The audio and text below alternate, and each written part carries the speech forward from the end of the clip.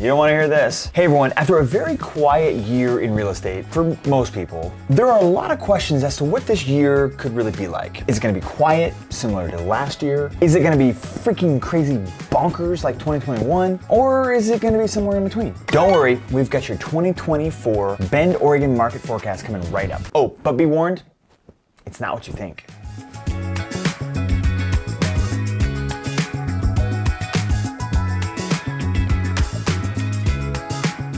Okay, so let's start off with a little shock and awe. The US is currently short somewhere in the neighborhood of 4.5 to 6.5 million homes. Let's let that sink in for a second.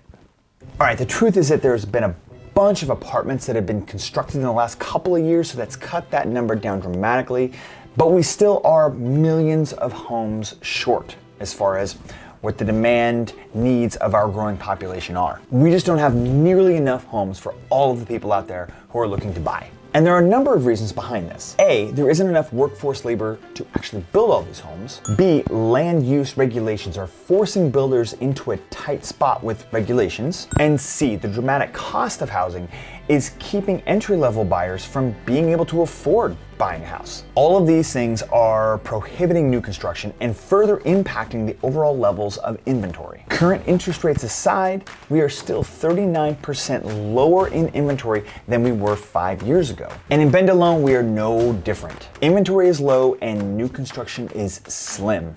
Although it kind of seems like there's new construction everywhere you turn, there's not nearly enough. Not only is land hard to find, but it's expensive. It's a vicious cycle of price escalation that makes building entry-level homes in Bend almost impossible. In the majority of cases, the only way it actually even makes sense for builders to build because of land costs is if they'll buy a chunk of infill land and develop it by selling homes that are above kind of that median price range. That way they can build in just enough profit to these homes in order to make the entire project feasible. Otherwise, like we said before, those entry-level homes, land's just too expensive to build entry-level homes. And that's primarily because land is so tough to find. Furthermore, in a recent webinar that I was on, the city of Bend actually acknowledged that they're not even going to begin entertaining the idea of expanding the UGB until the state passes down their new guidelines for what the city would need to do in order to expand their UGB. The city's waiting on this because they're anticipating the new guidelines will be more flexible than the current guidelines. This is expected to happen sometime in 2025. Then, and only then, will the city take these new requirements, build them into their plan to expand the urban growth boundary. And last time this took several years. It could very well be 2030 before we see a home sold on land that was brought into this future UGB expansion. Now, I will say there has been some recent exceptions to the UGB expansion. Hayden Homes was granted a UGB exception, and this is fantastic news, especially since Hayden is one of too few builders that actually builds in that entry-level price range. So this is welcome good news, but is it too little too late? Super quick timeout to ask a question. Are you or someone you know looking to buy or sell here in the area? Because we would love to be your local real estate resource of choice. We know you have options, but our team has the experience and the expertise and have been serving the Central Oregon area for almost a decade. You can find us at KrommRealEstate.com, or you can go ahead and stalk us down in the description for direct contact info. Okay, so we're short a bunch of houses. What else you got, John? Well, obviously interest rates play a huge role here as well. Over the past 18 months, interest rates went from 3% doubling to 6%. And then actually they even shot up to like 8%, shocking the whole world. Well, because it's been 18 months now, the people that took a time out when the interest rates shot up are now starting to get the memo that we won't ever see 3% interest rates again, sadly. It's been a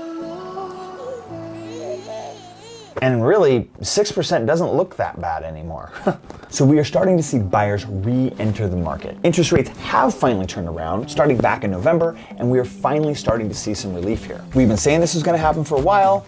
It's finally turned the corner. So the question is, will everyone come flooding back into the market? The answer is probably. However, pricing is still making it hard. Because for the last year, everyone who thought that this little pause in the market that we've seen over the last year was gonna cause the market prices to fall, but it didn't. Can I tell you a secret?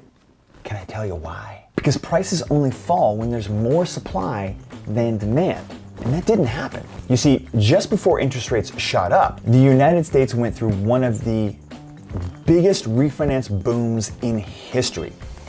Between 2020 and 2022, everyone either bought a new house or refinanced their house into the low threes. This created what's known as the locked-in effect. People who own real estate at 3% do not want to sell it to trade up or to trade sideways into a mortgage that's at 6, 7, or 8%. It just doesn't make any sense. You're probably nodding your head right now, right? So when nobody wanted to sell and nobody wanted to buy, supply and demand remained relatively equal to when everybody wanted to sell, and everybody wanted to buy. It's the same market, it's just different numbers. So I say all this to reveal the elephant in the room if you haven't been paying attention. Prices haven't fallen. There is no crash. Prices are continuing to increase. I mean, there are always outliers here and there. There are some homes that sold for extravagant amounts back in 2021, and the market hasn't probably caught up to where those values actually are yet. And there's always some seasonal adjusting to do. Prices usually come down a bit in the fourth quarter and stuff like that. But in aggregate, prices are still up year over year. And I've heard from so many people that they're still holding on to this hope that prices are gonna fall. I'm sorry. And with interest rates coming down slowly, it's only a matter of time before hungry buyers are gonna start grabbing up all the inventory that is currently out there, which isn't much. So in light of all of the details that we've just discussed, 2024 is looking like it's going to be a pretty busy year. I'm not sure it's gonna be quite like 2021, but it's certainly gonna be better and more active than 2023. In fact, the last 3 offers that we've written in the last 2 weeks have all had multiple offers on it. I don't wanna talk about it, honestly.